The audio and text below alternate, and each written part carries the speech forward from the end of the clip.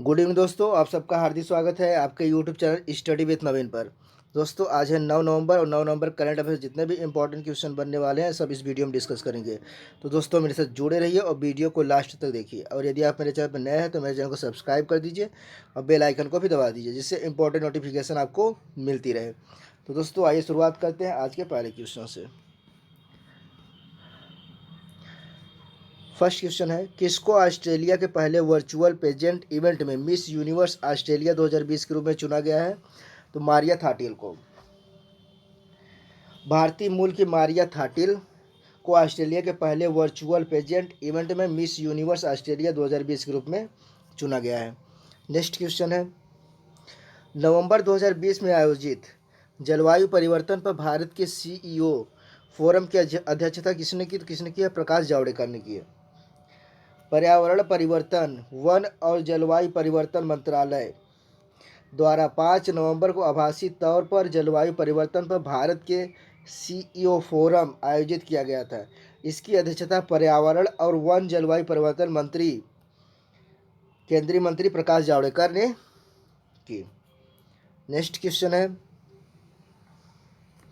कमला Harris ने किस देश की पहली महिला उपराष्ट्रपति बनकर इतिहास रचा है? तो संयुक्त राज्य अमेरिका। कमला हैरिस ने संयुक्त राज्य अमेरिका की पहली महिला उपराष्ट्रपति बनकर इतिहास रच दिया है। हैरिस कैलिफोर्निया की पूर्व अटॉर्नी जनरल है और अब पहली अश्वेत महिला और अफ्रीकी अमेरिकी उपराष्ट्रपति के रूप में चुनी गई है। तो बात आई है संयुक्त राज्य अमेरिका की। तो राजधानी की बात की जाए तो राजधानी है वाशिंगटन डीसी।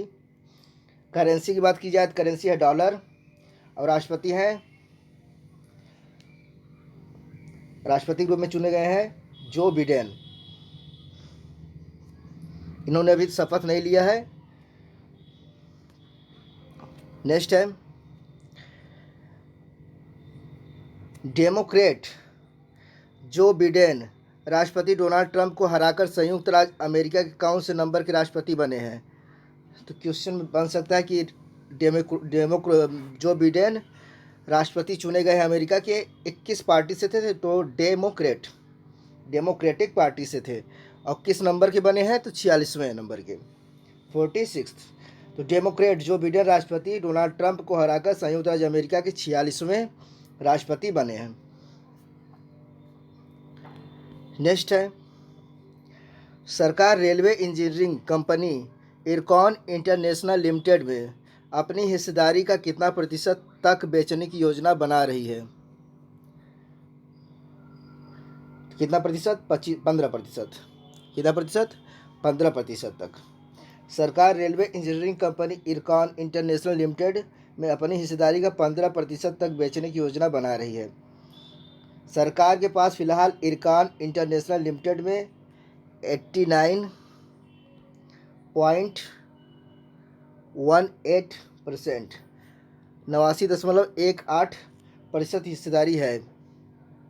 मौजूदा बाजार मूल्य पर सरकार 15% हिस्सेदारी बेचकर लगभग 540 करोड़ 15% हिस्सेदारी बेचकर 540 करोड़ जुटा सकती है। नेक्स्ट है, किस शहर में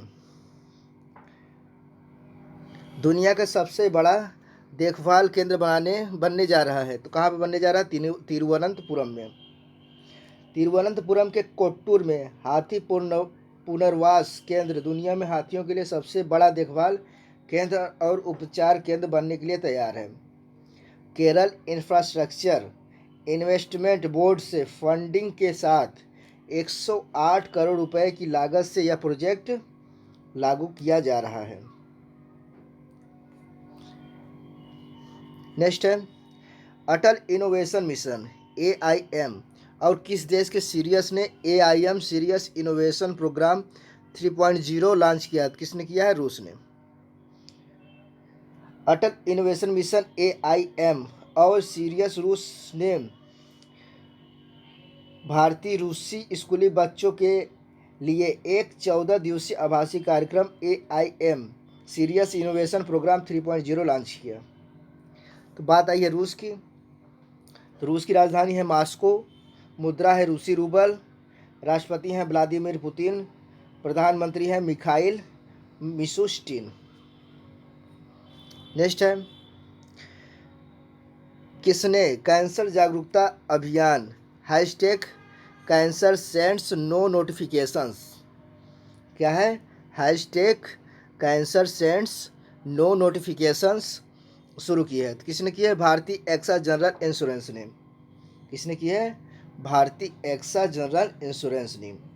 भारतीय एक्सा जनरल इंश्योरेंस ने एक कैंसर जागरूकता अभियान hashtag cancer sends no notifications शुरू किया है। भारत में लोगों में रोग का जल्द पता लगाने के लिए, जागरूकता बढ़ाने और ज्ञान का प्रसार करने के लिए एक विशेष पहल है।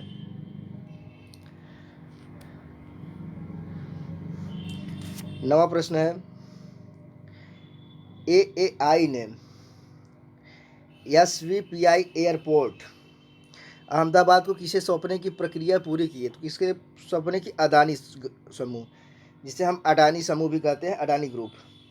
एएआई ने निजी खिलाड़ी को एसवीपीआई एयरपोर्ट अहमदाबाद, जो कि गुजरात में है, को सौंपने की प्रक्रिया पूरी की है। इससे पहले भारतीय विमानपत्तन प्राधिकरण ने लखनऊ हवाई अड्डे और मंगलुरु हवाई अड्डे को अडानी समूह को 50 वर्षों की अवधि के लिए लीज पर सौंप दिया है। तो बात आई है अहमदाबाद गुजरात की। तो गुजरात के मुख्यमंत्री हैं विजय रूपानी, राज्यपाल हैं आचार्य देवव्रत, जिलों की संख्या है 33, लोकसभा सीट है 26, राज्यसभा सीट है 11।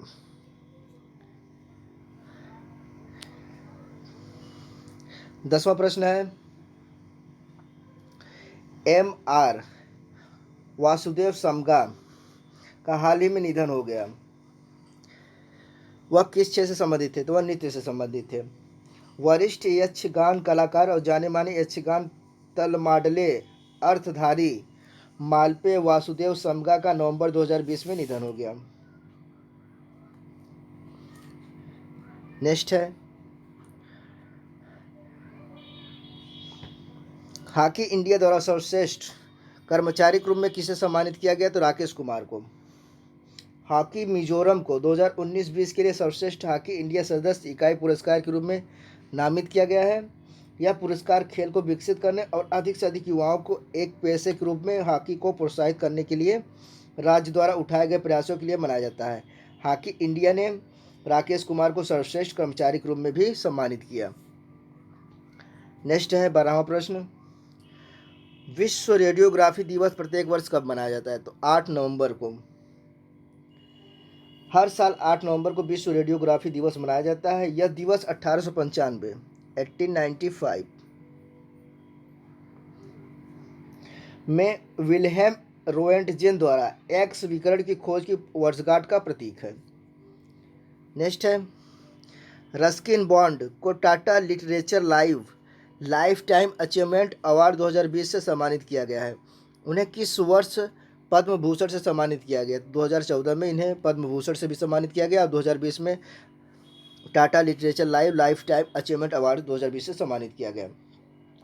रस्किन बॉन्ड को Tata literature life time achievement award 2020 से सम्मानित किया गया है। उन्होंने बहुत सारी पुस्तकें लिखी हैं, जिसमें बच्चों और वयस्कों के लिए 100 से अधिक पुस्तकें विभिन्न शैलियों में शामिल हैं। उन्हें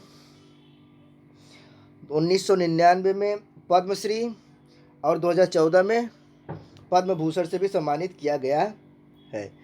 नेक्स्ट क्वेश्चन है, किस राज्य ने जेल के कैदियों के बच्चों के लिए वित्तीय सहायता के रूप में 20 लाख रुपए तक का फंड दिया? तो केरल ने।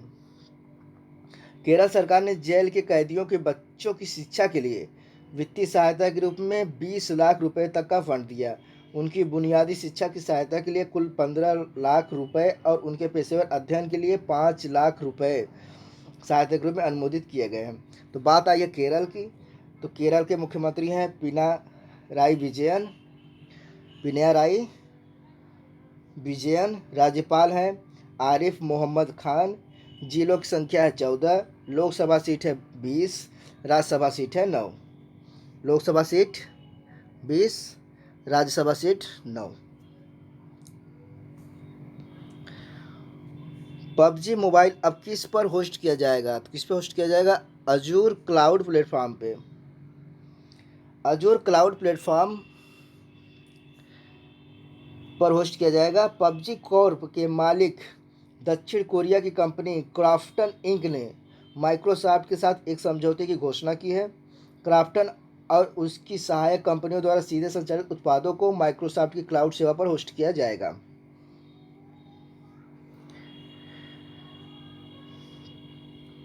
मालाबार नौसैनिक अभ्यास के किस संस्करण के पहले चरण का समापन 7 नवंबर 2020 को बंगाल की खाड़ी में हुआ?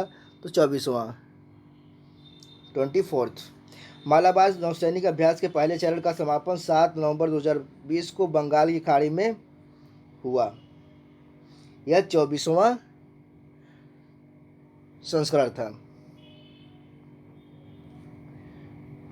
नेक्स्ट है, किसने आईआईटी खड़गपुर में भारतीय ज्ञान प्रणाली के लिए उत्कृष्टता केंद्र की घोषणा की है? तो रमेश पोखरियाल निशंक ने। किसने की है? रमेश पोखरियाल निशंक ने। केंद्रीय शिक्षा मंत्री रमेश पोखरियाल निशंक ने आईआईटी खड़गपुर में भारतीय ज्ञान प्रणाली के लिए उत्कृष्टता केंद्र की घोषणा की है। नेक्स्ट है, किसको जेसी डैनियल पुरस्कार के लिए चुना गया है? जो मलयालम सिनेमा में आजीवन योगदान के लिए राज्य सरकार का सर्वोच्च सम्मान है। तो किसे? हरिहरन को। किसे चुना गया है? हरिहरन को। प्रसिद्ध फिल्मकार हरिहरन को जेसी डैनियल पुरस्कार के लिए चुना गया है, जो मलयालम सिनेमा में आजीवन योगदान के लिए राज्य सरकार का सर्वोच्च सम्मान है। पुरस्कार में 5 लाख रुपए का एक पर्स, एक प्रशस्ति पत्र और एक मूर्तिकला है। नेक्स्ट है, नवंबर 2020 में कौन 400 करोड़ रुपए का इंडिया ग्रोथ फंड लेकर आया? तो Procter and Gamble. Procter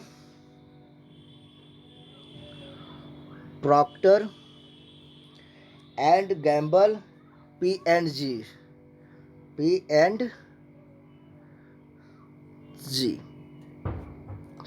400 crore रुपए का इंडिया ग्रोथ फंड लेकर आया है। फंड के माध्यम से P&G छोटे व्यवसायों, स्टार्टअप और अन्य आपूर्तिकर्ताओं के साथ सहयोग करेगा ताकि तैयार उत्पादों के विनिर्माण और कच्चे माल और पैकेजिंग सामग्री की खरीद को स्थानीयकृत किया जा सके। लास्ट क्वेश्चन है, सिस्का समूह ने किसको ब्रांड का नया चेहरा बना दिया है? तो किसे बनाया है? राजकुमार राव को। किसे बनाया है? राजकुमार राव को। सिस्का समूह ने अभिनेता राजकुमार राव को ब्रांड का नया चेहरा बना दिया है। राव एलईडी और पंखा श्रेणी में सिस्का उत्पादों को बढ़ावा देने के लिए कंपनी के साथ मिलकर काम करेंगे। तो दोस्तों, आज की क्लास कैसी लगी कमेंट बॉक्स में जरूर बताएं दोस्तों। मेरे चैनल स्टडी विद नवीन को सब्सक्राइब करना न भूलिए और इसे ज़्यादा शेयर करिए अपने फेसबुक, इंस्टा और व्हाट्सएप पर। तो दोस्तों, अपने दोस्तों की इजाज़त दीजिए। धन्यवाद दोस्तों।